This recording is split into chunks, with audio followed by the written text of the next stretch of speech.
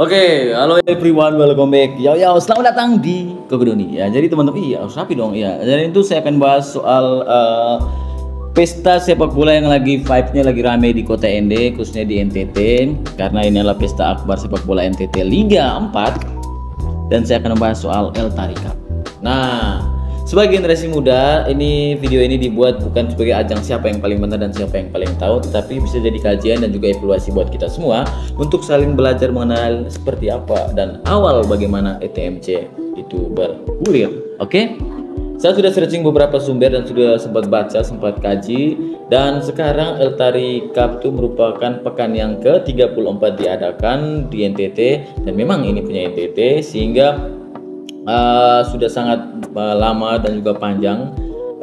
El Tari Cup ini sendiri itu diselenggarakan pada tahun 1969 oleh Gubernur NTT, yang pada masa itu tuh untuk memberi penghormatan kepada Bapak Gubernur sebelumnya, itu Bapak El Tari, yang kemudian namanya itu diabadikan jadi event ini. Dan El Tari sendiri itu teman-teman awal mula sebelum bernama El Tari Memorial Cup, dia bernama El Tari Cup yang pertama kali itu berlangsung tahun 1969, dan ide ini sendiri itu terlahir karena di wilayah timur pada masa itu tuh ada turnamen yang serupa juga, yaitu turnamen Piala Yusuf yang digagas oleh Panglima Kodam 14 Hasanuddin Muhammad Yusuf, sehingga membuat gubernur pada masa itu tuh berupaya untuk menyatukan masyarakat seluruh NTT dengan satu turnamen yang dinamakan El Tari Cup. El Tari Cup pada pertama kali diselenggarakan tahun 1969, yang keluar jadi juara adalah Persib Tim Flores Timur. Jadi Flores Timur merupakan tim pertama yang menjuarai El Tari Memorial Cup. Keren sekali dah teman-teman. Jadi perkembangan El Tari Cup ini dari masa ke masa tuh, dari tahun 1970-an hingga tahun 1980-an tuh mulai dikenal luas oleh masyarakat NTT sebagai turnamen yang kompetitif, dan klub-klub dari kabupaten mulai mempersiapkan diri sebagai tim yang serius mengikuti ajang ini. Nah, di era tahun 1990 sampai 2000-an persaingan semakin ketat dan munculnya tim-tim kuat dari berbagai kabupaten serta infrastruktur yang sudah semakin berkembang, sehingga kualitas pemain dan juga kualitas pertandingan itu semakin meningkat. Nah, di era 2010 ini kita bisa lihat banyak sekali perubahan-perubahan yang terjadi. Ya begitulah teman-teman.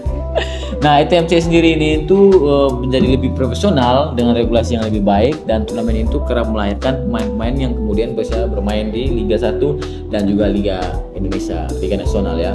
Jadi antusias masyarakat juga semakin besar, baik dari sisi penonton, pemerintahan, dan juga dari seluruh pihak.